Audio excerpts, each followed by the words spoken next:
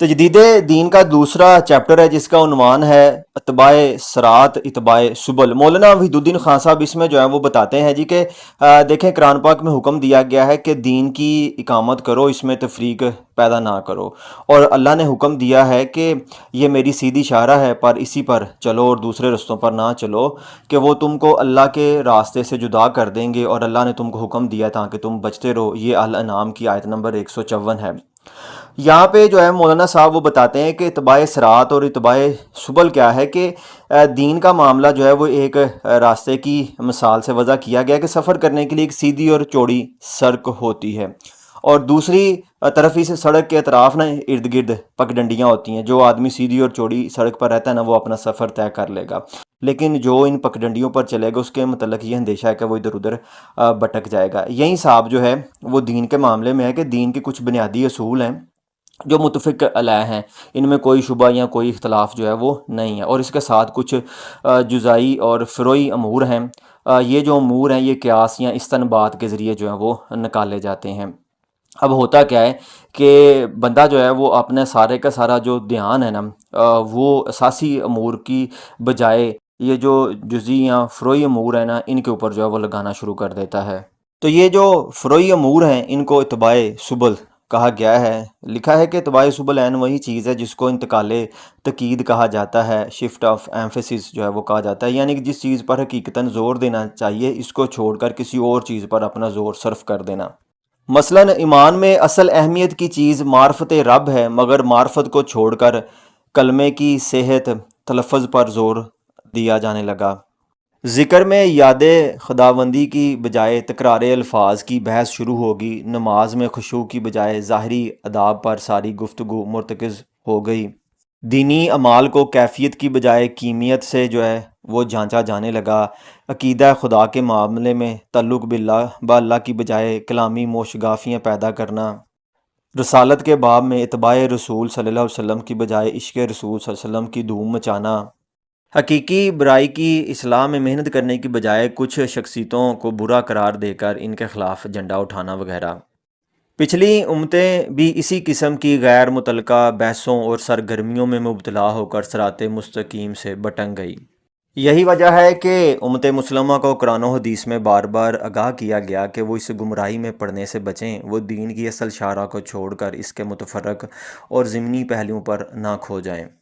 مولانا وحید الدین خان صاحب نے یہاں پہ ایک بڑی اچھی اس کی مثال دی ہے کہ دو آدمی مل کر ایک دکان کھولیں، اور اب اس میں ایک شکل یہ ہے کہ اپنی ساری توجہ دکان کے تجارتی پہلوؤں پر لگائیں، دکان کو وقت پر کھولنا، سامان کی صحیح اندازے سے خریداری، گاہکوں کو مطمئن کرنے کی کوشش کریں، اسی طرح سے مختلف شعبوں میں جو ہے وہ ربط پیدا کریں، حساب کتاب جو ہے وہ درست کریں۔ تو ان کے تمام امور یہ جو ہے نا یہ دکانداری کے اساسی پہلو ہیں، ظاہر ہے ان کی تجارت جو ہے وہ کامیابی سے ہمکنار ہوگی۔ دوسری طرف یہ ہے جی کہ وہ دونوں آدمی اس بات پر لامتناہی بحثیں کریں کہ دکان کی دیواروں پر پینٹنگ کس رنگ کی ہوگی، سائن بورڈ کتنا بڑا ہوگا، کون سا فرنیچر کہاں رکھا جائے گا، فرش کی جگہ کلین ہوگا یا سنگ مرمر کی ٹائلیں جو ہیں وہ ہوں گی۔ یہ تمام جزئی اور فروعی باتیں ہیں۔ جو لوگ اس طرح کی بحث و تکرار کرنے لگیں گے وہ کبھی بھی کامیاب تاجر نہیں بن سکتے۔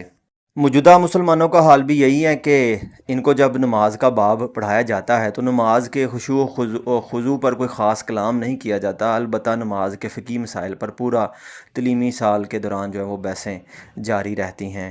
ان کو یہ نہیں سکھایا جاتا کہ اللہ کی ذات کو ماننا، اس کو ایک ماننا، اس کو لا شریک ماننا کیوں ضروری ہے، اس کی عبادت کرنا جو ہے وہ کیوں ضروری ہے، بلکہ زور دیا جاتا ہے کہ کیسے آپ نے جو ہے وہ نماز پڑھنی ہے۔ ایک شخص خالی ذہن ہو کر قرآن کو پڑھے اور دیکھے کہ وہ اسلام کیا ہے جس کو قرآن میں پیش کیا گیا ہے، دوسری طرف وہ اسلام کا مشاہدہ کرے جو موجودہ مسلمانوں میں رائج ہے، تو وہ دونوں کے درمیان زبردست فرق پائے گا، حتیٰ کہ وہ یہ رائے قائم کرنے پر مجبور ہوگا کہ موجودہ زمانے کے مسلمان عین اسی بگاڑ میں مبتلا ہو چکے ہیں جس کی نشاندہی قرآن کی مذکورہ آیت میں کی گئی تھی۔ تو آج کے جو مسلمان ہیں وہ اتباع سرات پر قائم نہیں، وہ اتباع سبل میں مبتلا ہیں۔ قرآن میں جو دین ہے اس میں سارا زور حقیقت پر دیا گیا ہے، جبکہ موجودہ زمانے کے مسلمانوں کے یہاں سارا زور مظاہر پر دیا جانے لگا ہے۔ قرآن میں عبادت کی بنیاد خشوع پر ہے اور مسلمانوں کے یہاں عبادت کی بنیاد مسائل پر ہے۔ قرآن کے مطابق رسول پر ایمان کا معیار اتباع رسول ہے، اور مسلمانوں کے یہاں رسول پر ایمان عشق رسول ہے۔ قرآن کے مطابق اسلام توضع کا عنوان ہے، اور مسلمانوں کے نزدیک اسلام فخر کا عنوان ہے۔ قرآن کے نزدیک آخرت میں کامیابی کا انحصار جو ہے وہ عمل صالح ہے، لیکن مسلمانوں کے نزدیک آخرت میں کامیابی کا انحصار کلمہ گوئی پر ہے۔